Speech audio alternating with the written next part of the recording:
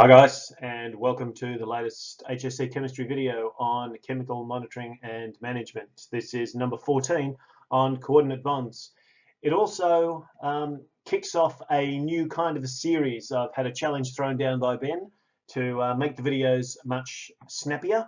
So I'm going to go for the chemistry 300. So 300 is 300 seconds, that's 5 minutes. And if I'm still going then, well then feel free to turn it off. So let's see if we can get through the chemistry 300 with coordinate bonds. Well, we started to have a little bit of a look at coordinate bonds, and a coordinate bond is just a covalent bond. So it's exactly the same thing. The only thing that differs is the origin. In a normal covalent bond, both atoms actually provide one electron to the bond that they share between the two atoms. But in a coordinate bond, both of the electrons come from the same atom. So it's still two electrons being shared, but in this case, both electrons have originated from the same atom. And therefore, the shared pair are both originated with the same atom. Because this is still two electrons being shared in a bond, it's still a covalent bond. And in fact, once the bond is formed, there is absolutely no difference between a normal covalent bond, which forms from two electrons coming one from each of two atoms. There's an example here where you can see this is NH3.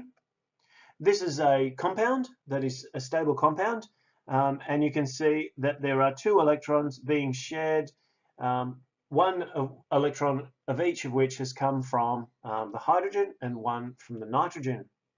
But you can see here we have a lone pair of unbonded electrons, and they can actually attract, the negative charge can attract the positive proton, the hydrogen ion, and form a bond. And this bond that then forms, in terms of the origin, would form from two electrons, both of which have come originally from the nitrogen. Now, nitrogen has the stable octet here, so it doesn't actually want to gain any more electrons. It simply wants to perhaps create that extra bond between the positive hydrogen and the negative electrons in the lone pair.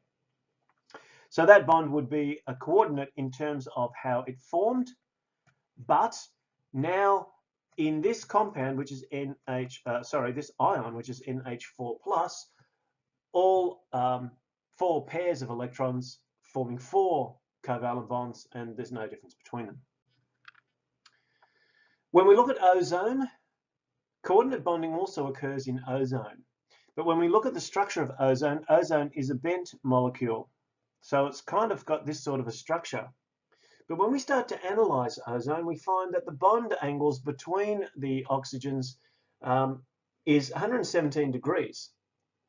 And each of the bonds is the same length. Now, this doesn't seem to be quite in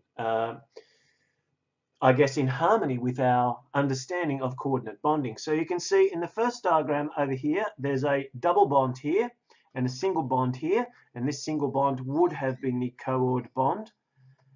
Or over here, we've got a double bond here, and then here would be the coordinate bond. Now, neither of these is consistent with the information that we get from ozone.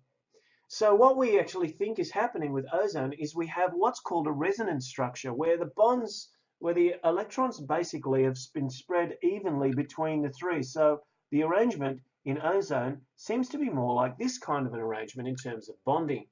And that is called a resonance hybrid. It's a special example of what happens when you have coordinate bonds forming. Now we'll look at ozone and oxygen as two allotropes in a little bit more detail in a future video.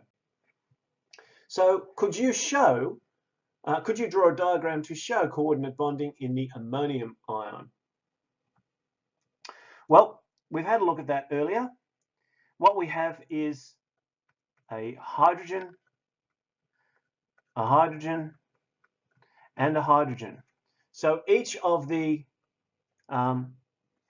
bonds that forms between the nitrogen and the hydrogen is a consequence of shared electrons. But the fourth bond is two electrons that have come from the nitrogen. So the 5 electrons from nitrogen and 1 each from the hydrogens is what forms this ion of ammonia. And we just about got there. Thanks for watching.